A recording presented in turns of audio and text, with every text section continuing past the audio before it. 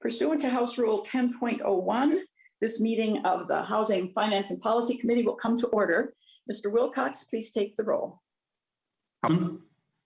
Present. Howard. Present. Tice. Present. Badger. Badger. Bliss. Present. Gomez. Present. Hassan. Present. Heinrich. Present. Her. Jurgens. Jurgens present. Olson. Present. Farr. Present. And Ryer. Present. Madam Chair, we do have a quorum. Thank you. I have a feeling the Rules Committee is running long because the two who didn't respond are both on the Rules Committee, so that may still be going. The next order of business is approval of the minutes from Thursday, March 4. Representative Howard, have you had a chance to review the minutes? Yes, Madam Chair, so moved. Representative Howard moves approval of the minutes. Any discussion? If not, members, if you would unmute yourselves for a voice vote.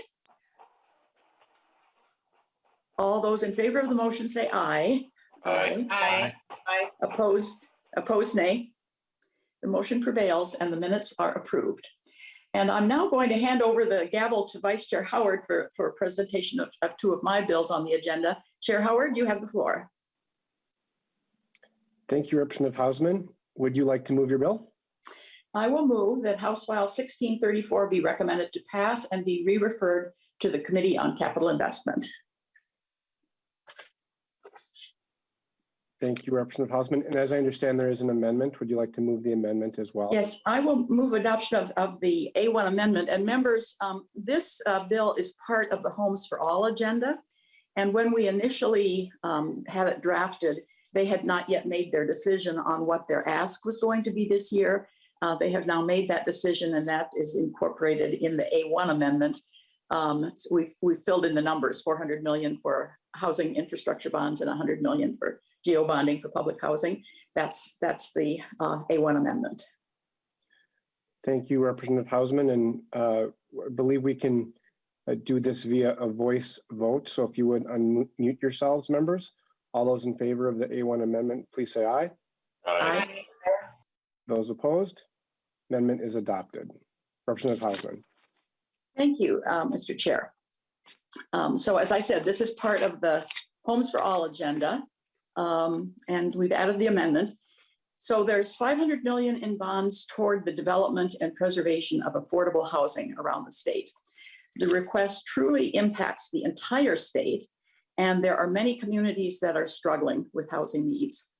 While the needs vary from community to community, one thing is clear: we do not have enough housing that people can afford, especially for our state's lowest earners.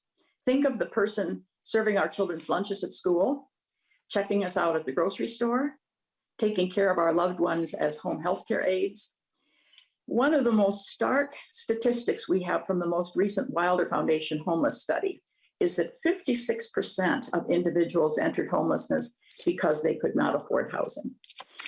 This is likely a conservative estimate as well, because that estimate was before the pandemic and doesn't count households that are doubled up in their living arrangements or sleeping in vehicles. So this request incorporates 100 million to support preservation and safety upgrades to publicly owned housing. There are 21,000 units of public housing around the state. Repairs to these properties are absolutely crucial, because in smaller communities, publicly owned housing is the only affordable housing. If we lose it permanently, along with the federal rental assistance. There is over 350 million in deferred maintenance of our state's public housing. 350 million, an immediate need that has been documented. The second part of the bill is 400 million in housing infrastructure bonds to support deeply affordable housing with a prioritization on 30% AMI. Both with and without supportive services. Permanent supportive housing is one model. but there are also some of these that don't require those supportive services. There is a 65,000 unit supply gap. There's a 65,000 unit supply gap to serve households at or below 30% AMI. Deeper affordability does mean deeper subsidy, and the best financing tool to help us get there is through housing infrastructure bonds. It's a tool that we only started using in 2014, so it's a relatively new one, but has proven to be very, very valuable, important, and needed for housing. Through this financing, nonprofits and other affordable housing developers are able to leverage private financing. So general obligation bonding can only be used for public housing. This allows us to partner with nonprofits and others. For every $1 in state funding, it leverages $4 in private financing or preserves $4 in federal subsidy. If we lose a federal subsidy, we don't get it back. We're, by the way, observing this week, Homeless Week on the Hill, so it's an appropriate time to hear the Homes for All agenda and to move it on. This bill will be heard in capital investment on Thursday. The COVID pandemic has highlighted how important stable housing is and how vulnerable so many Minnesota families are. I have 4 testifiers, Mr. Chair. Thank you, Representative Hausman. First up, I believe we have Pastor Sue Kosterman. If you could state your name for the record and share your testimony with the committee. Good morning and thank you. My name is Pastor Sue Kesterman and I serve as the Chief Executive Officer at Churches United for the Homeless in Moorhead. I also serve as a co-chair for the Minnesota Homes for All Coalition. Chair Howard and members of the committee, thank you so much for the opportunity to testify this day. Churches United for the Homeless is a 501c3 corporation in the state of Minnesota. We are approximately 37 years old. We provide shelter in 2 shelter locations, stable housing at our Bright Sky apartments, which are permanent supportive housing, and nutrition support at 2 food pantries. As many of you know, the Homes for All Coalition has endorsing membership of 270 plus organizations and representation in every county in Minnesota. Our state is in an affordable housing crisis that is being felt statewide and across the continuum. Research from coalition member Minnesota Housing Partnership said that over 500,000 Minnesota households pay more than they can afford in housing. The COVID-19 pandemic is making this clear, and without housing assistance, the eviction moratorium, thousands of Minnesota families would be on the verge of homelessness. Like many issues, working to solve Minnesota's affordable housing crisis is complex, but a safe, affordable, and accessible home is a necessary foundation if we want to have better education outcomes for our children, healthcare that has meaningful long-term benefits, and places for our growing workforce to live, especially our lowest earners. We can make progress towards meeting Minnesota's affordable housing needs with larger and more predictable investments to help our neighbors and our communities thrive. Support for House File 1634 would put $500 million in bonds towards the development and preservation of affordable housing around the state. This request incorporates $100 million to support preservation and safety upgrades to publicly owned housing and $400 million in housing infrastructure bonds to support deeply affordable housing with a prioritization on 30% or less of average area median income, both with and without supportive services. I'd like to speak for a moment about Churches United for the Homeless's experience with housing infrastructure bonds and the importance of this. I joined the organization in 2016. At that time, we had just been approved to move forward with building the Bright Sky apartments. The Bright Sky apartments were constructed and the first occupants, the first tenants moved in 2018. They provide 43 units of permanent supportive housing with 24/7 front desk support and case management services available. 22 of the units are efficiencies and 1-bedroom units. 21 of the units are 2, 3, or 4-bedroom units for families. All of the units are occupied by households who have a history of chronic long-term homelessness and other barriers to stable housing. Just this past year, in March of 2020, we looked back on our tenant rolls and the length of tenancy in the units. At that time, of the 43 units, 20 had been occupied by the same household for more than a year, and 15 of them had been occupied for the same household for more than 2 years. As those of you who are familiar with the challenges around housing stability may know, that is a very good set of statistics indeed. We are also in the process of requesting financing from the Minnesota Housing and Finance Agency to construct another permanent supportive housing building. This building will be called the Silver Linings Apartments and has been recommended to advance at this point for HIB funding. Silver Linings, when it is constructed, will provide 36 units of permanent supportive housing for seniors 55 and older. This is the fastest growing demographic among the homeless population in our region and in many places across the state, as well as nationally. So I want to urge you to support House File 1634 and to support the development of more permanent supportive housing and affordable housing without supports throughout the state of Minnesota. Homes for All looks forward to working with both chambers of the legislature and the governor's office to find a path forward to help meet Minnesota's affordable housing needs. Thank you for the opportunity to testify today. I'm happy to answer any questions that you may have. Thank you for your testimony, Pastor Kesterman. Up next, we have Mr. Brian Charlie. Thank you for joining us, Mr. Charlie. If you would state your name for the committee and share your testimony with us.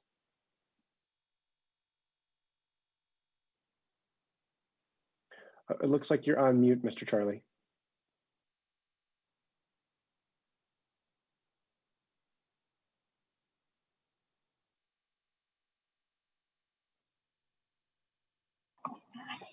Hello. Hi there. Thanks for joining us today. Yeah, you can hear me now? We can hear you. How's everybody going? Having a good day so far? We're good, Mr. Charlie. If you would share your name with us officially for the record, and we'd love to hear your testimony. Oh, okay. My name is Brian David Charlie. Originally born in Los Angeles, California. Born and raised. I ended up in here out in the Midwest due to my mom passing in 1999. That was a big loss for me. Even though I went home, it just wasn't home anymore. I didn't feel like it was home because my mom was missing. And so since she was from up here, Devil's Lake, she wanted to be buried up here. So we brought her up this way. And I've been up here ever since. I ended up in Minot, North Dakota. And I was starting a new life and starting fresh, you know. I had a son. He was born 2007. His name is Lennox Charlie. The flood came, hit us hard out there. And it was so sad. I mean, we lost everything. We actually seen our house flood down the street in Minot. We had it very hard for about a good, almost a year. It was pretty rough. But I was thankful that we had a lot of help from the Red Cross, from other people helping. You know, the only thing I could do is pray to the Creator and help us out with what was going on during the time. We eventually moved back down this way to Fargo. And I started out at Churches United, I believe. I went there because some other guy had told me about it. And, you know, at the time, you know, I have anxiety, depression. And I have anxiety so bad that, like, a lot of times, I don't even want to deal with my dialysis. I have dialysis appointments that sometimes it's hard on me. Till this day, like, I am so dang grateful and thankful for Churches United and for people that help in this organization. I love you guys. I love everybody that's put their hearts into this. You know, I try to help out as much as I can around here. I usually stick to myself, except for like a couple people and staff. But I've come a long way since the flood out there in Minot. I don't know. I feel home now. This is home. And I'd like to thank everyone, including Pastor Sue, for helping me through a lot of times. I mean, you know, all of us have our good days. All of us have, you know, worse days. But my day is like, I wake up in the morning, pray to the Lord, and pray for the rest of us here living at the Bright Sky Apartments. There is a lot of good people here. There's a lot of good people here. There was a nurse here that was Nurse Pat that recently retired. And I got to say, she was one of the best nursing that we've had here so far. I've seen her so many years, you know, helping people, you know, taking people for their doctor appointments, or, you know, it's helping them in any kind of ways. And when you see help, even if it's just the little tiniest thing, could be the biggest thing for that person. And that's what I seen from Churches United. They helped me out a lot. I come a long way from being homeless. I was homeless for about a good 8 years. And, you know, from sleeping at people's houses, sleeping in cars, it was really rough, but, you know, God put it through me. You know, sometimes you got to struggle to get everything right. And I see that I'm doing everything right. Thank you, Mr. Charlie. Thank you for spending your time with us and sharing your story and contributing to our work to help people across the state. Thanks. Oh, yeah, definitely. Most definitely. You're welcome. Next, we have William Delaney testifying. Great, thank you. Chair Howard, Minority Lead Tice, and members of the committee, my name is Will Delaney, and I am the Associate Director of Hope Community in Minneapolis. Thank you for the opportunity to testify today on House File 1634, the Homes for All bonding request. I hope to highlight the importance of housing infrastructure bonds and the need to expand the eligible use to include deeper affordability, so affordable housing providers can meet the needs of extremely low-income Minnesota households that need supportive services, as well as those that do not. Tomorrow, March 10th, is Hope Community's 44th anniversary as an organization rooted in the Phillips community just south of downtown Minneapolis. Located at the intersection of Franklin and Portland Avenues, Hope is a nonprofit community development organization focused on community-based solutions, organizing, and of course, investing in our neighborhood through quality, affordable housing as an alternative to gentrification. Since the organization started developing affordable housing 30 years ago, we have seen how central stable housing is to the ability of families to thrive. We see it every day. A family that has stable housing has a platform from which the rest of their lives and the rest of our community can thrive. Social connectedness, learning, entrepreneurial opportunities, youth able to grow and show off their brilliance in spaces like our Teen Technology Center, all of that is more able to happen when families have quality, long-term, affordable housing. In short, housing is fundamental to strong individuals, strong communities, and a strong Minnesota. Today, Hope Community owns and operates nearly 300 units of quality, affordable homes that are home to over 750 individuals and families every night. Like most developers of affordable housing, we have made use of many Minnesota housing financing tools over the years, including the housing infrastructure bonds, most recently with a rehabilitation project of 30 of our oldest units that primarily serve individuals and couples leaving long-term homelessness with the aid of supportive services. In our housing portfolio, we have units that are affordable across the income spectrum. Most are affordable to households at 30 or 50% of AMI, some serving people leaving long-term homelessness, many serving people just at very low rents, and about 25% of our units are also affordable at market rates, since those are very much needed in a healthy community as well. Some families make use of our housing as a stepping stone to a move to other housing or homeownership, but we have many, many individuals and families who have called our buildings in Phillips home for years, and in more than a few cases, decades. Our organizing and community building programs at Hope include many of those individuals and families. With that stable housing, they are building community with their neighbors, growing their skills, and working collectively to make our city and state a more equitable place to live. Currently, for every one project that does receive funding from Minnesota Housing, 3 projects are not able to move forward. The expansion of the new eligible use would allow organizations like Hope Community to provide much needed housing to people at or below 50% area median income, where there is tremendous demand. More so, the units targeted at 30% of AMI are the most needed and have become increasingly difficult to produce in the current funding landscape. We know that while many individuals and families at 30% of AMI benefit greatly from supportive services, there's a huge need for quality housing available at those income levels for people who do not need such services, people who just simply need a decent place they can afford. The market has not and cannot serve that need, which is why the investment that our state puts in through these bonds is a critical piece of our community's infrastructure.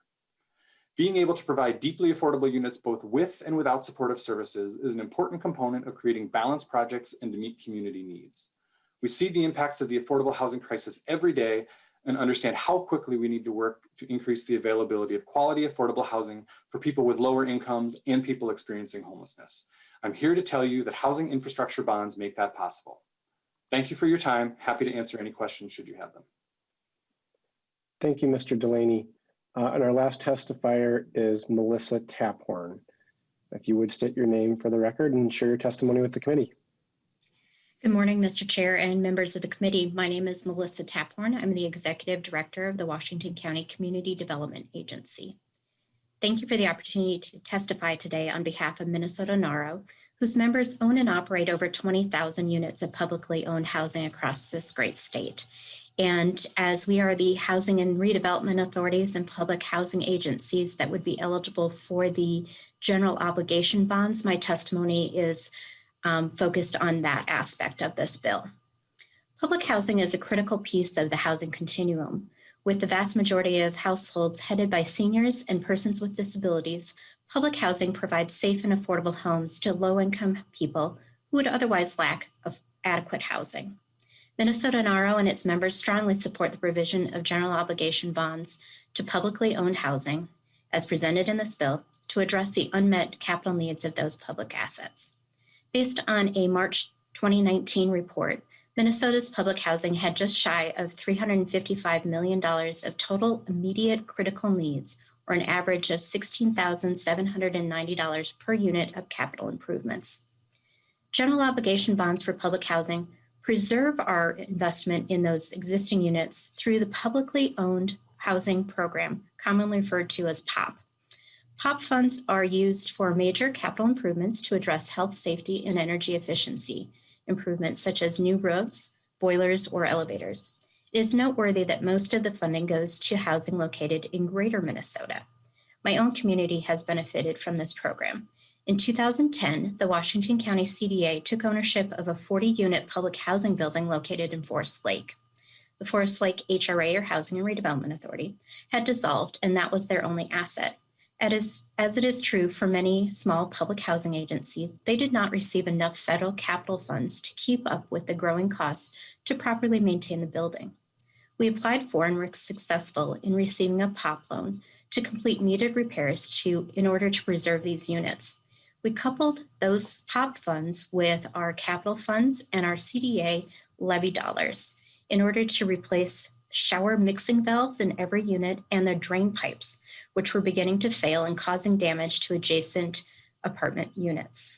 This allowed us also to install additional isolation valves to the plumbing system so that when future repairs are needed, we can shut off water supply to just a handful of units rather than the entire building. The POP funds further helped us replace the aging boilers with an energy recovery system to better serve the building's large atrium common area and replace the water heaters with new energy efficient models. These are not improvements that command a grand reopening event and sometimes are not easily identifiable by residents. However, if left undone, can lead to building failure. In the last 4 funding cycles, $45.5 million of POP funds have been awarded for the rehabilitation of over 6,600 publicly owned apartments. This represents 13% of that immediate critical needs identified in the 2019 report. Another $15 million is currently available in the application cycle at Minnesota Housing, and we appreciate this committee's and the legislature in total that they provided these funds to develop affordable housing in Minnesota and rebuild existing public housing units throughout the state. On behalf of the 140 housing and redevelopment authorities in Minnesota NARO, I urge you to continue to support these critically needed bonds for housing, which not only preserve our physical assets, but also the dignity of the seniors and families residing in these apartments. Thank you again, Mr. Chair and committee members, for the opportunity to speak today in favor of House File 1634. Thank you, Ms. Taphorn. That concludes the testimony that we have planned. Do members have any questions for Representative Hausman or for any of our testifiers? I'll give folks a minute to see if I see any hands. And if not, I will turn it back to Representative Hausman to make final comments on the bill before we move to a vote. Thank you, Mr. Chair. I would appreciate member support for this portion of the Homes for All agenda, which next goes to capital investment. Am I renewing my motion? Representative Hausman, if you would renew your motion. Okay, Mr. Chair, I renew my motion that House File 1634 as amended be recommended to pass. Sorry. These phone calls are a problem. I renew my motion that House File 1634 as amended be recommended to pass and be re-referred to the Committee on Capital Investment. Mr. Wilcox, will you take the roll? Howard, Aye. Hausman, Aye. Tice, No. Agbaje, Aye. Bliss, No. Gomez, Aye. Hassan,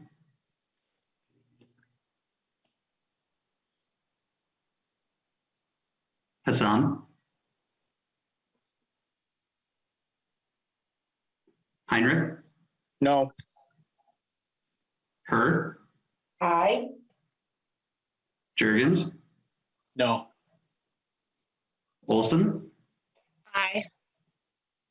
Barr, No. Ryer, Aye. Hassan,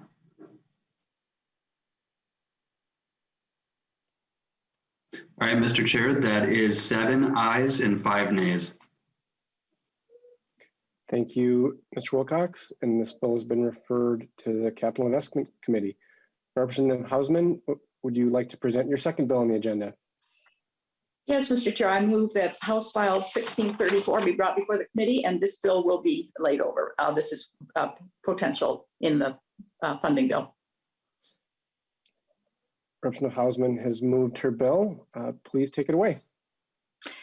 There is an amendment to the bill. The governor's amount for this this particular fund was higher than ours. We're bringing our request in line with the governor's with the amendment that you have before you. I would move that adoption of the amendment. Representative Hausman moves the A1. Is there any discussion? If not, all those in favor say aye. Aye. Aye. Those opposed say nay. The amendment is adopted. Representative Hausman, please proceed. Thank you, Mr. Chair. This bill funds HECAT, H-E-C-A-T, which stands for Homeownership Education, Counseling, and Training Program. The Homeownership Education Training Fund is the primary way the state supports education and advising for lower income households and households of color to achieve homeownership. We know that homeownership builds wealth. And so helping people to get to that point is helpful to the state. Access to independent education and advising, like that supported by HECAT, is one of the primary contributors to promoting homeownership in communities of color. HECAT is instrumental in providing support to homeowners facing mortgage crisis. And as we learned during the foreclosure crisis, homeowners with mortgage problems are 3 times more likely to stay in their homes if they have access to foreclosure counseling like that which HECAT supports. Given the homeownership crisis caused by COVID, we need to increase funding in order to stabilize families and communities.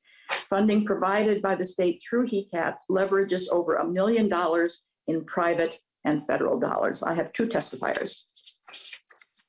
Thank you, Representative Hausman. First up is Julie Guggen.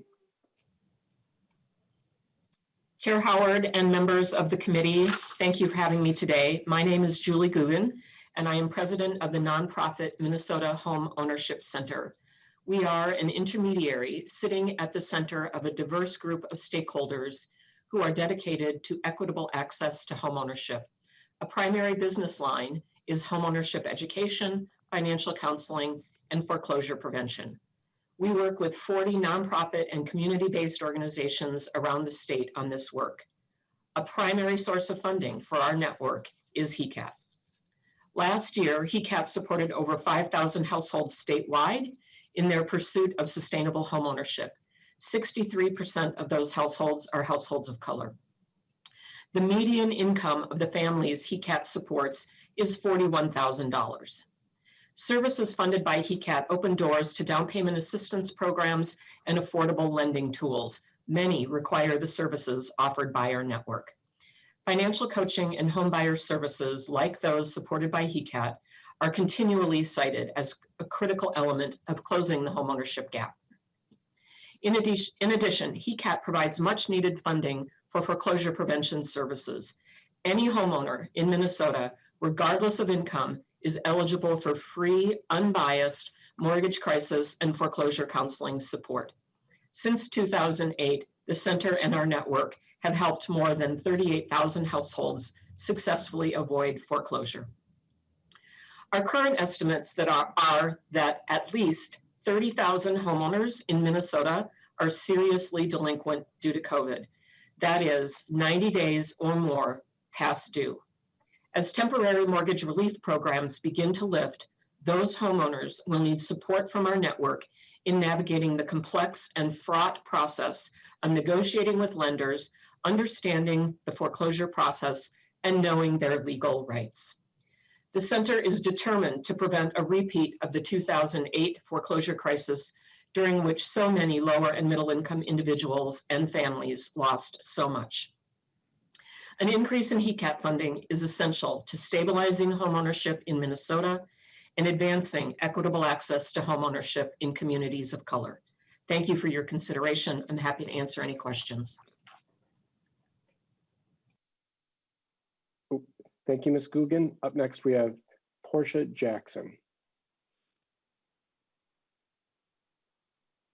Please state your name for the committee, Ms. Jackson, and share your testimony with the committee. Hello, my name is Portia Jackson. Hello, Mr. Chair and members of the committee. Again, my name is Portia Jackson, and I'm a homeownership specialist with the Washington County Community Development Agency. I assist people in the goal of attaining affordable, quality homeownership through money management, building and repairing credit, and connecting them with trusted community resources. I also facilitate home stretch homebuyer education workshops that provide valuable information to first-time homebuyers across the entire process of home buying, from budgeting and mortgage readiness to life as a homeowner. In these workshops, I collaborate with mortgage professionals, real estate agents, home inspectors, title agents, and financial nonprofits that provide invaluable real-time information on the current home buying climate and take questions from prospective homebuyers. I also help people stay in their homes through our foreclosure prevention program. I provide information on the timeline of foreclosure in Minnesota and tools that consumers can use to cure delinquencies with their mortgage loan servicers and keep their homes. Most times I can even help homeowners obtain a lower, more affordable payment through loan modification. I am very passionate about this work. As a housing counselor, supported me in the process of buying my first home almost 6 years ago. As a Black first-generation college graduate and mother of 5, I knew that homeownership was a big step in the direction of stability and building intergenerational wealth for my family. I was provided the tools and resources necessary to purchase an affordable, quality home from PRG. Owning a home has given my children the foundation to excel in school and sports and realize their hopes and dreams. The Homeownership Education, Counseling, and Training Fund, or HECAT, makes the work that I do possible. This important financial support enables Minnesota's Housing Counseling Network to provide intensive financial empowerment and homeownership training to low to moderate income households, with a focus on households of color who have been historically excluded from owning homes, obtaining fair loans, and thriving in neighborhoods of their choice. Increasing HECAP funds will help us make the dream of homeownership a reality for Minnesotans that may otherwise be edged out due to lack of tools, resources, and education.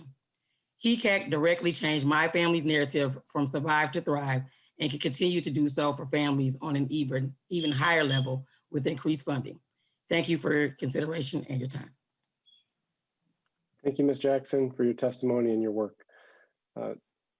Representative Hausman, I'll turn it back to you to make any final comments, unless I do see questions. Are there any members that have questions for Representative Hausman or our testifiers? I see Representative Tice. Thank you, Mr. Chair. Thank you, Madam Chair, for carrying this bill. I think it's very important. I've been having one of those weeks, so I apologize. I just got a new phone this morning and it's not working right. Everything's not going right. But I just want to say that I think this is very important for what the mission of this committee is. I did have to step out for a moment and missed part of the comment section from last time. But I just want to say that we do need to make housing a priority. I also think that we need to be realistic, and I don't know that we're going to have that big of a bonding bill this year.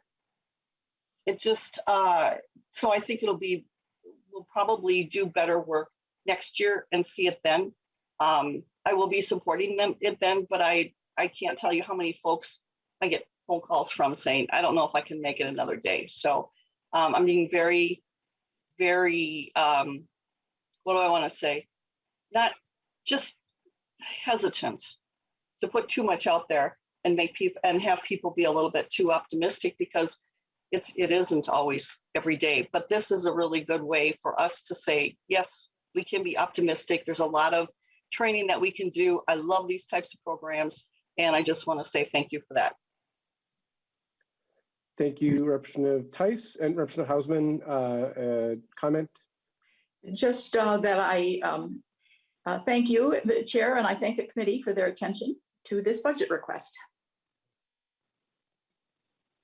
Thank you, Representative Hausman. Would you like to renew your motion to lay the bill over? This one is just laid over, I think. Okay. And with that, I will hand the virtual gavel back to the chair, gladly. Thank you, Mr. Chair, for your assistance. We now have a House File 203, Representative Jordan, before us. The chair moves that House File 203 be recommended to pass and be placed on the general register. I think this is the first one we are going directly to the general register. Representative Jordan, to your bill. Well, thank you, Madam Chair, and good morning, members of the committee. Thank you for your consideration of House File 203, which at its core is a bill about affordable housing in my community. Stonehouse Square is a historic building that has provided affordable housing in Northeast Minneapolis since 1895, when it was built and managed by the Little Sisters of the Poor to care for seniors. It was taken over and renovated to continue to provide affordable housing in the neighborhood and still serves its mission today. The development was slated to receive bonds from the state last year to preserve this affordable housing and was on track to do so until Minnesota was faced with the COVID-19 pandemic. Common Bond faced many hurdles and as a result is facing the need to pay a double bond fee. Paying twice will negatively impact their mission to bring affordable housing not only to my constituents, but low-income Minnesotans across the state. So here to better explain the hurdles they faced over the past year, Common Bond's mission, and why this bill is needed, I'd like to ask Cecile Bedore to speak and answer technical questions members of the committee may have, Madam Chair. And I will also be around to answer questions as well. Thank you. Cecile Bedore, welcome to the committee. Please identify yourself for the record.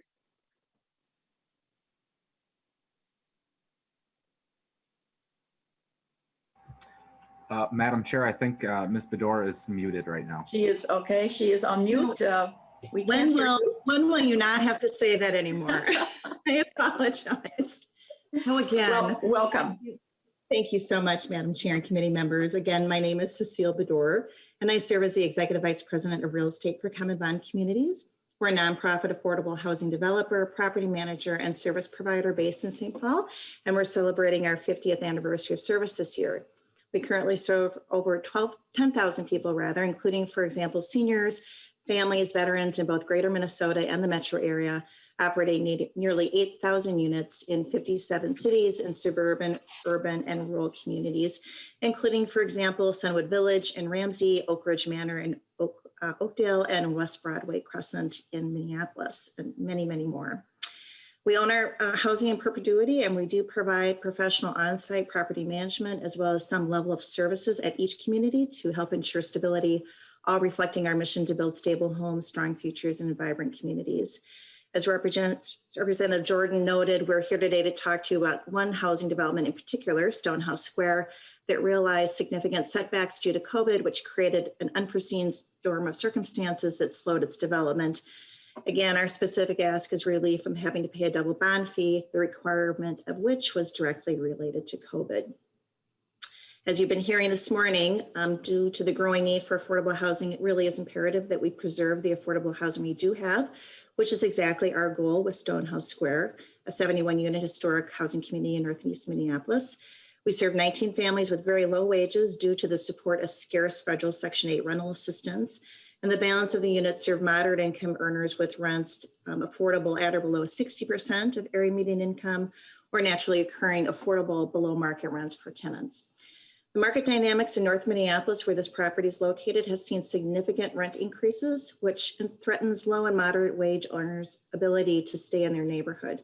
Stonehouse is a really good example of a property at risk to conversion to market rate. But after deep discussions with the seller, he accepted our offer. I think it's really important to note that we were not the highest offer, but he accepted it in the spirit of maintaining affordability.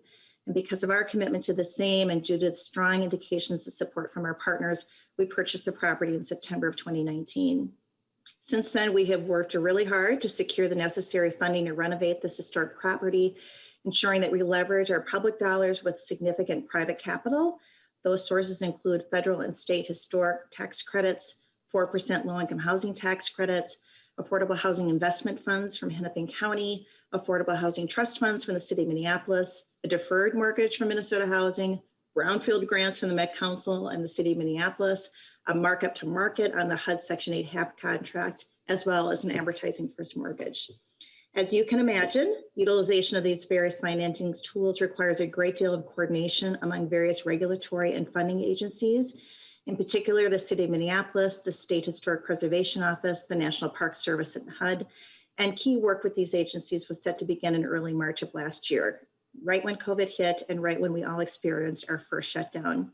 As you know, many agencies, including our own and the state of Minnesota, had to figure out how to get their staff the tools they needed to work remotely. And in turn, staff had to figure out how to professionally function in a remote work environment. For example, Minneapolis Plan Review staff had to review over 200 pages of construction plans. This slowed down an already busy business area, and we didn't receive their approval until August after the deadline. In addition, HUD halted on-site unit inspections, which are required to complete the markup to market housing assistance payment contract. And in addition, we needed final approval from both our Part 1 and Part 2 for the historic tax credits, first by SHPO and then by the National Park Service, and they had to be done sequentially. Because of COVID, both entities completely changed their processes and systems, which resulted in backlogs and delays. Other developers with less complicated deals that were not subject to all the entities' participation that we were able to get to closing. I want to assure you we did everything we could, but we simply could not make the deadline due to circumstances beyond our control. I also want to make sure you know that we did not give up, and we now have received all the required historic approvals as well as approvals from the city of Minneapolis, and we're set to reapply for bonds in July with a closing targeted for September. If we don't receive a credit, however, of our first bond fee and have to pay it again, we'll have a nearly $300,000 gap.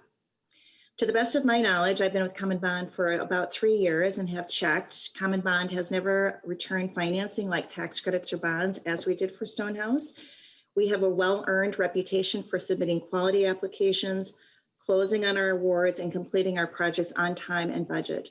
For example, we had 6 projects under construction during COVID last year. And even though we did have one that had to shut down briefly due to a COVID outbreak, we nevertheless completed all projects on time and within budget. The situation with Stonehouse is unique for the reasons I've just reviewed with you. As you know, the bond statute from 2019 requires that all bonds be issued within 180 days of the date of allocation. When it became evident that those delays that I've just reviewed were going to make it impossible to close on the bonds for Stonehouse by the deadline, Common Bond requested that the bonds be returned to MMB, which they were. Those bonds were then redeployed to other projects on the waiting list immediately, so our returned bonding authority was not lost. As such, we hope you'll agree that Common Bond should not be penalized by having to pay the bond fee twice.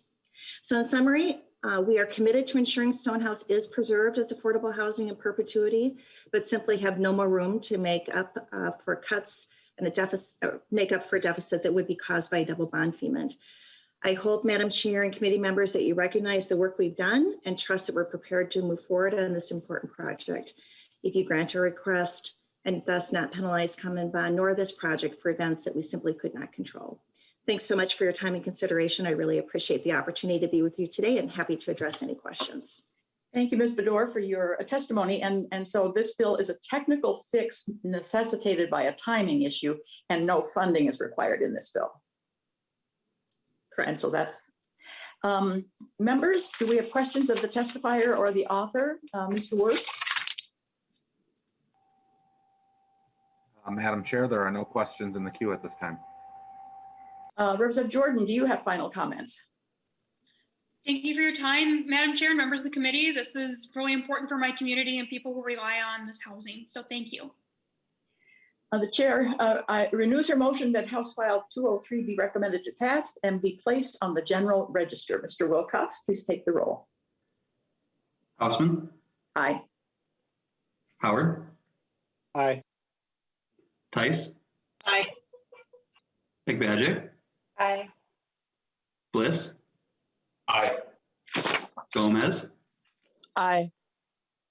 Hassan, Aye. Heinrich, Aye. Burr, Aye. Jurgens, Jurgens, aye. Olson, Aye. Barr, Aye.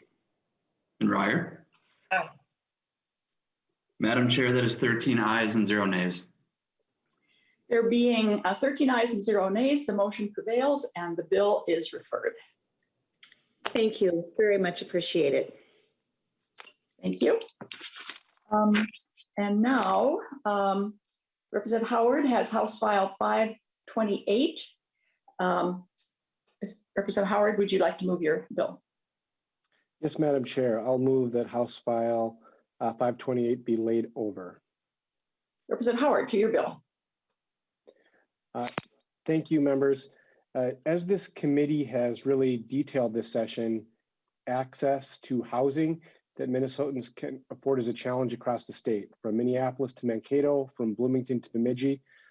We know that the challenges are real, but we also know those challenges differ from community to community.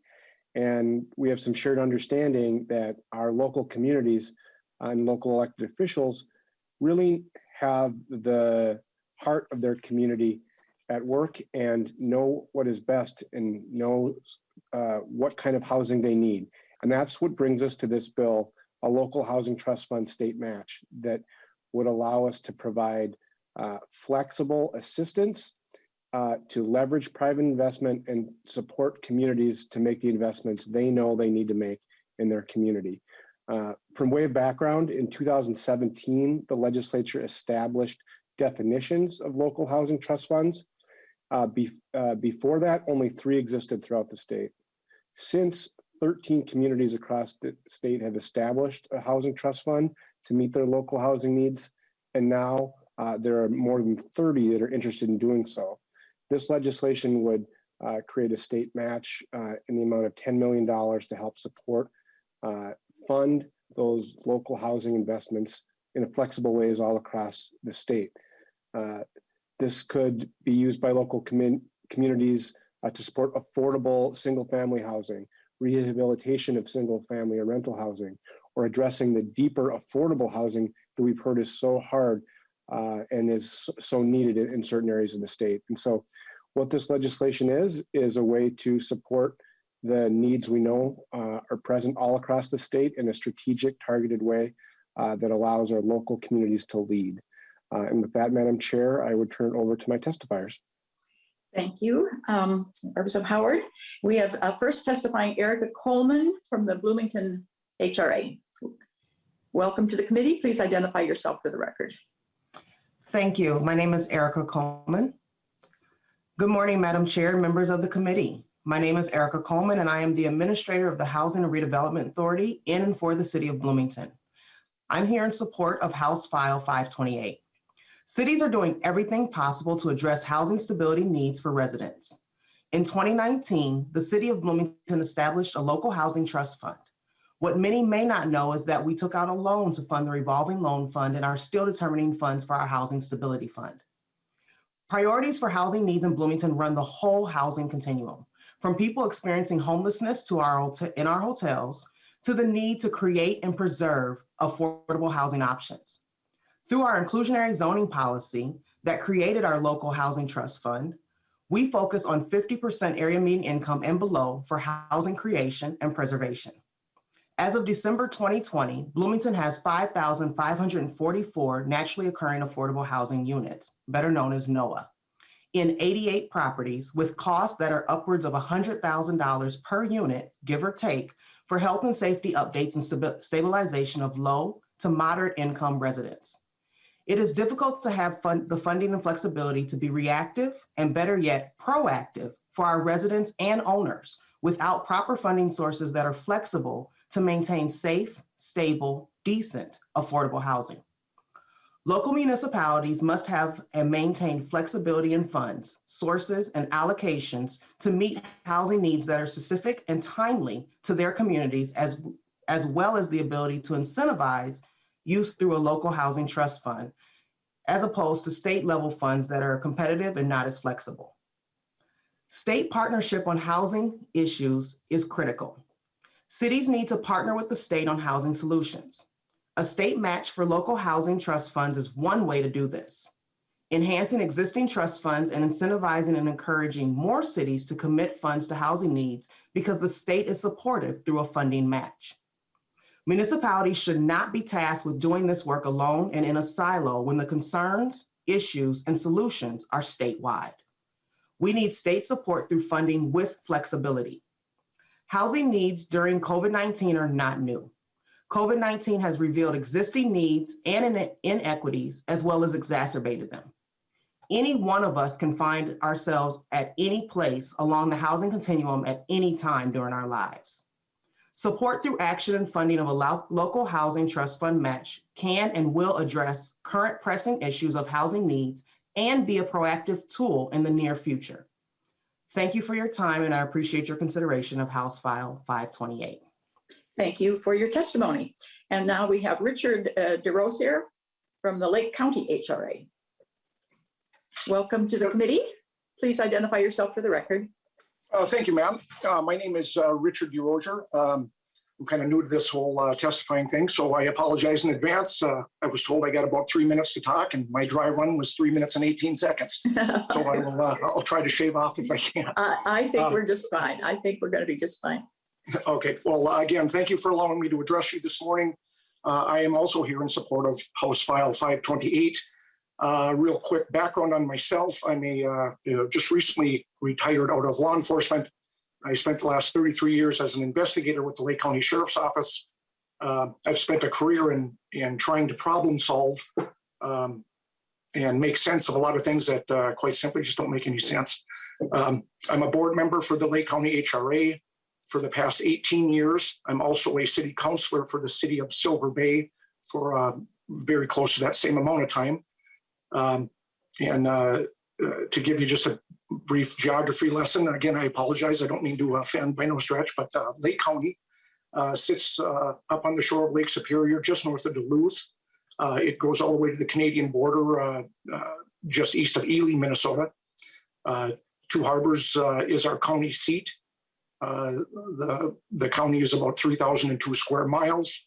The next biggest city that we have is my city in Silver Bay here, with approximately 1,800 to 2,000 population. I think our county seat is about 3,500. And like so many areas across the state, Lake County just simply doesn't have enough housing for our residents, especially homes that are affordable to the residents and the workers here in our county. A specific example I can provide would be the North Shore Mining Taconite plant in the city of Silver Bay. And North Shore Mining is certainly the largest employer in our area in Silver Bay, and it is certainly a very prominent employer for Lake County as a whole. They have recently completed an expansion, which we tried to capitalize on. It was a year or so ago. It created many long-term construction jobs. And when finished, it presented an opportunity for more full-time jobs here in our area. Our problem, as all over the state, is there was just no place for these people to live. You know, they'd come in, they'd live in their campers, or they'd live outside the area. We couldn't capture them, so to speak. We couldn't keep them there. There's just no place for them to stay. There are people who, for many years and currently are working at that plant, who travel as far away, round trip every day, all over the Iron Range, as far away as Grand Rapids, down to Cloquet, into Wisconsin, 100 plus miles back and forth to go to work. Just as I was trying to type this up this morning, I happened to look online to try to see what available houses were in our area. There is one house for sale in Silver Bay on Zillow, and Beaver Bay, which is maybe 100 residents 3 miles away. There's one online for that as well. So it's bleak. The limited supply of houses that go up for sale in our area, they're quickly snapped up by people outside the area for second homes and vacation style properties. The North Shore is a beautiful place, and many people want to be a part of that. And although we welcome them here, we certainly do that. The simple fact of the matter is they're temporary residents. They're not putting families here that put kids in the schools that certainly help us out. They don't stay long enough to be part of a smaller workforce that could work at the hardware store or someplace in our small businesses. They're here and gone again. Basically, again, at the risk of sounding rude, they take up the homes is what's happening, especially in smaller communities. Lake County is currently working with a consultant to establish a local housing trust fund. Once we heard word of it, we thought that was a great idea. We're fortunate enough that we have some money in our coffers that we thought what a great potential with this possible state match to put that to good use. So we quickly hired a consultant, and we're working with her to help us navigate the waters, so to speak. Assistance from the state in establishing a local housing trust fund for the Lake County HRA would be instrumental in implementing future projects and succeeding with the projects that we already have underway. Specifically, a match from the state for a local housing trust fund would be a generous offering which would be immediately put to use in a project to create affordable housing along a Penn Avenue corridor of Silver Bay. And if any of you are familiar with Silver Bay, we sit off the highway, so it's very simple. Other than the stoplight, people can just drive straight by and head up toward the Canadian border. Unless you take a left to come into town, you drive right by us. It's nice in some aspects, but not in others. This Penn Avenue corridor is another entryway into the city, kind of the back door from the range, so to speak. And the Lake County HRA currently is in the process of acquiring upwards of 50 lots of tax forfeited property that Lake County has that have been sitting there for years. And we're in the middle of acquiring that. In fact, we've got it. It just got one more bug's got to be worked out, but it's ours. It'll get to us. And with that, we've hired an engineering firm, Bolton & Mink, to help us with a conceptual plan of how to properly develop that property of that corridor. So the state partnership with a state match would really help small communities like ours, which have limited resources for housing. Thank you. Oh, was that one more sentence? Okay. I'm going in my 18 seconds now. Got it. I got a local housing trust fund is a fiscally responsible way to utilize the limited resources of a small HRA by leveraging with a state match. It's the smart thing to do and would be greatly beneficial for the creation of an affordable housing that Lake County so desperately needs. Thank you again for allowing me to address all of you this morning and your consideration in House File 528. And I am certainly also available for any questions that you might have. Thank you. Thank you for your testimony. Members, are there questions for either the author or our testifiers? Mr. Worth? Madam Chair, there are no questions in the queue. This is Representative Howard, final comments. Thank you, Madam Chair, and thank you to my testifiers. In way of my closing comments, what I would say is that, we just heard two stories about communities that understand that the access to quality, affordable housing is critical to the health, vitality, and long-term strength of their communities.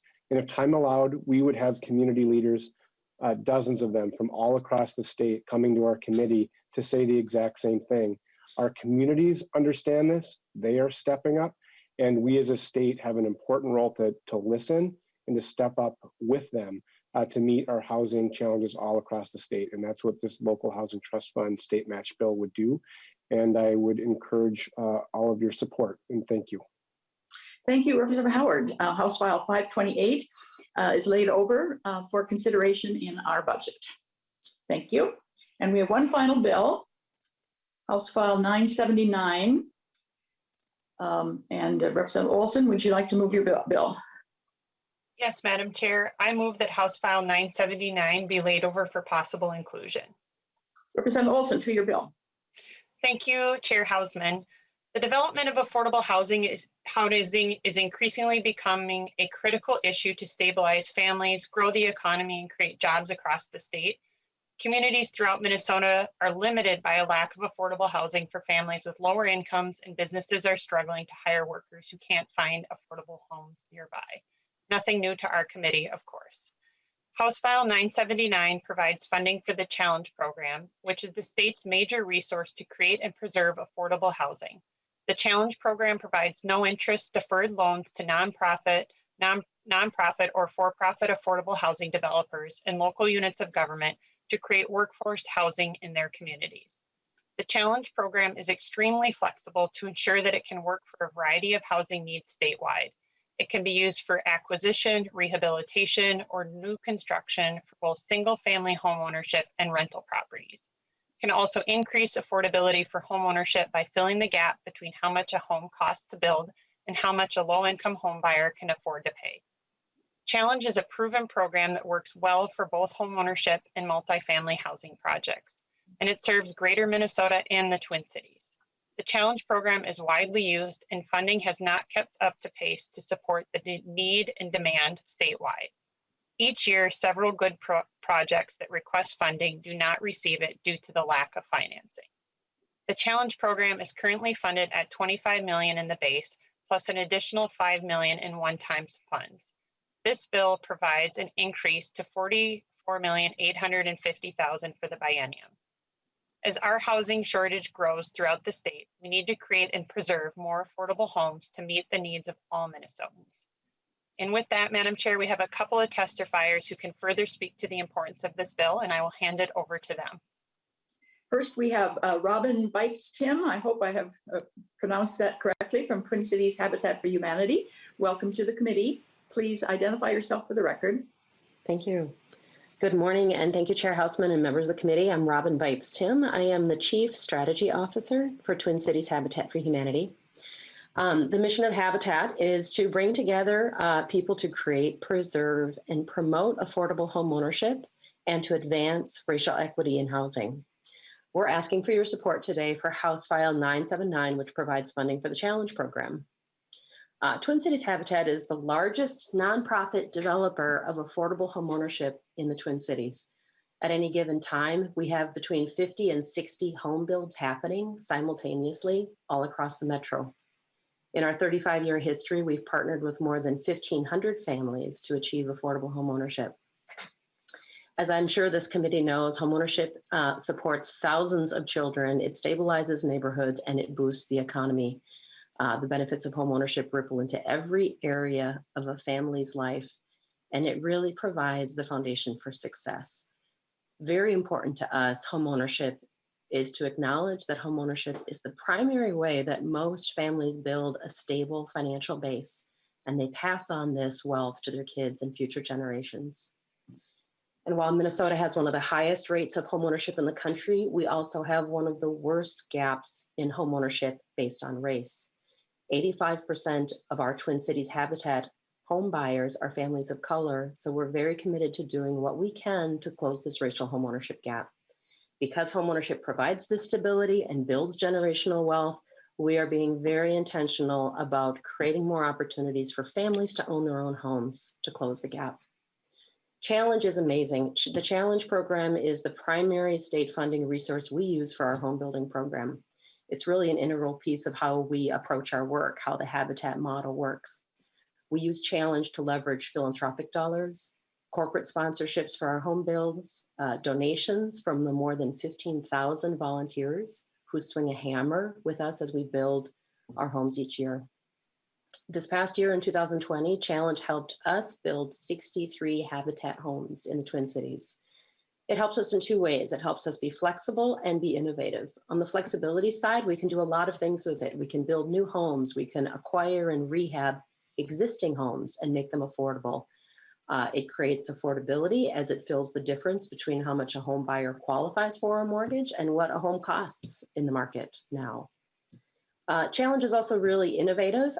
Using Challenge in the last couple of years, we created a new approach called the Open Market Program, where a Habitat home buyer has the option to buy a home for sale anywhere in the 7-county metro with our affordable mortgage and down payment help.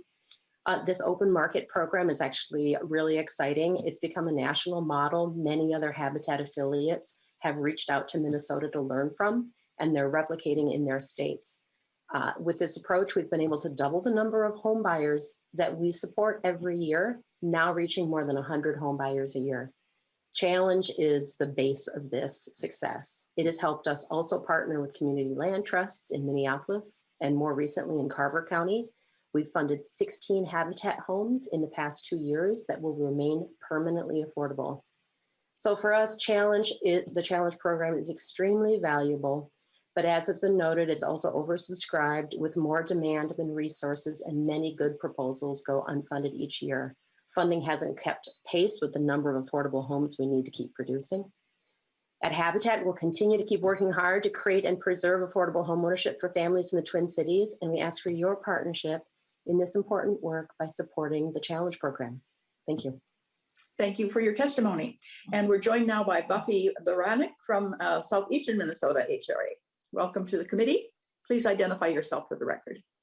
Thank you. Good morning, Chair Hausman and members of the committee. I am Buffy Baranek, the Executive Director for the Southeastern Minnesota Multi-County Housing and Redevelopment Authority, also known as SEMTRA. And I also co-chair the Legislative Committee for Minnesota NARO, the National Association of Housing and Redevelopment Organizations. In Semtra's 6-county program jurisdiction of Dodge, Goodhue, Wabasha, Winona, Houston, and Fillmore counties, we provide housing services through federal, state, and local funding for rental assistance. We own and operate 40 different rental properties, and we also do residential rehab for both single-family and multifamily projects. Since 2006, Semtra has grown its rental property portfolio by about 33%, or 160 units in 11 different properties in 10 different cities and 3 different counties. So we really represent the southeastern corridor of our state.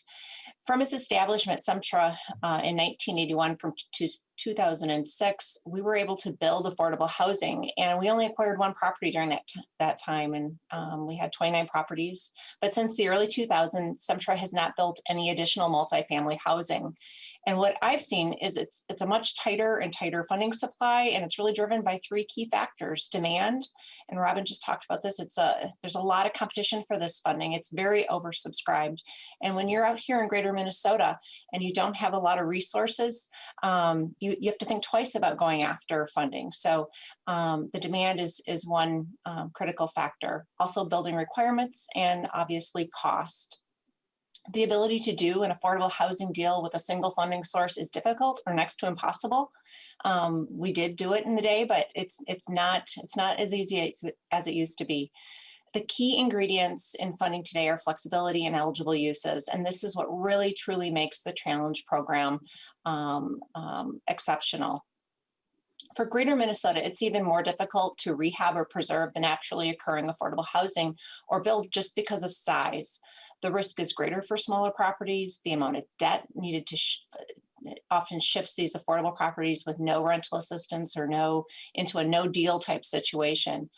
We worry about things like 15 to 20 years when rehab is going to be needed again. And if there's this deferred debt, what's the property going to be positioned like? Is it going to be underwater?